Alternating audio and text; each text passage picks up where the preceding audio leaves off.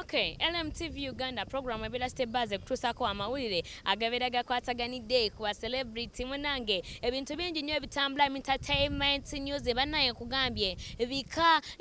no nga mneno wenjogerera nti omanyi kati music industry egenda yingiramu obufuzi obukulembeze abantu bangi kati bavuddeyo ne besimba ku by'obukulembeze waneno no mwe tulabidde katani kusasira President Museveni weyawa ow'okubanga omuwabuzi we mu Kampala full figure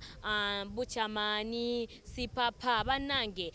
munange omanyi buli wobeera ng'ofunye ekirungi wabeerayo olinga ye abalala babeera bakusanyukirako ate nga abalala bo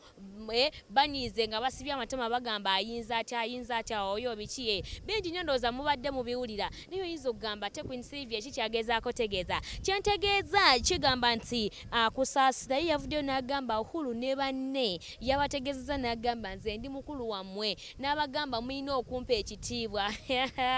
omanyi bagamba teri bukulu butave eri Katonda naye Kasarani kusaasira ye bw'atyo bwe yavuddeyo n'agamba nti uhuru ne banno mulina okumpa ekitiibwa kino ekintu kyava eri president w'eggwanga President Yoweri Kaguta Museveni president wa Uganda munnange uhuru yabadde ndowooza nga omanyi abantu webanga bakumanyidde mu kintu ekyo ate bwogenda mu kintu ekyo bo basigalayo omweriro okwo munnange ng'ayita mwana muwala Kasarani kusaasira nga mugamba neetaaga okulaba kwokusaasira n'agamba nedda bw'oba ng'owuli oyagala okundaba ekintu kiteeke mu buwandiike wandiika ebbaluwa ogisindike ku ofisi yange ebbaluwa eraga nti weetaaga okundaba naye munnange uhuru ye yalabye endowooza Kasarani we yamugambye ekyo ekintu yalabidde ddala nga amuyisaamu amaaso era bw'atyo bwe yavuddeyo n'agamba nti bannange mulina okutuwa ku bitiibwa n'agamba gwe Kasarani bakulonda just kubeera muwabuzi w'e Kampala biki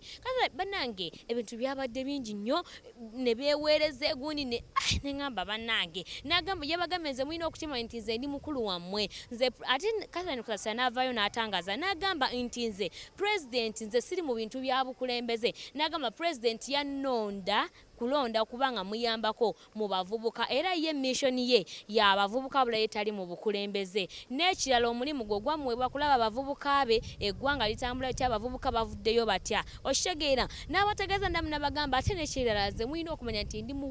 ndi muwabuzi owa President Yoweri Kaguta Museveni n'abagamba so bakakane pressure y'omuntu oba oyagala kumulaba ekintu kiteeke mu buwandiike okitegeera bannange ye yalabidde ddala nga uhuru ye yalowoozezza nti kusaasira amulengezezza kumbe bambe kusaasira ye yagambye nze mulina okumpa ekitiibwa mulina okumanya nti ndi muwabuzi wammwe era uhuru ye n'agamba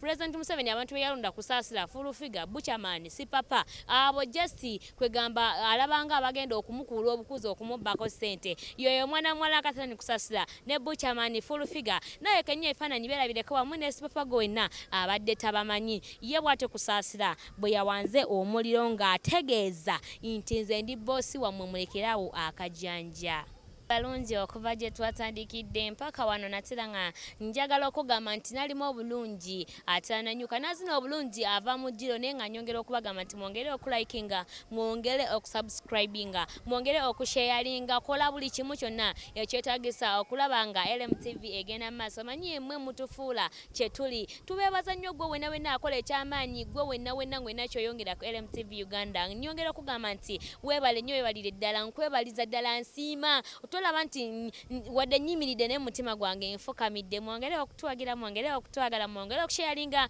mwongere okusubscribinga mwongere okulikinga okola buli kimu kyonna LMTV fans mbaagala nnyo naye nga tubeera nti mwana muwala Joe Mackenzie yabadde behind the camera naye naye very soon cameraman waffe yafunyemu obuzibu yalwadde ko Joe Mackenzie lwaki nedda Queen Sylvia genda okikwatemu nange wano nga bwe nkikwatamu mu kamera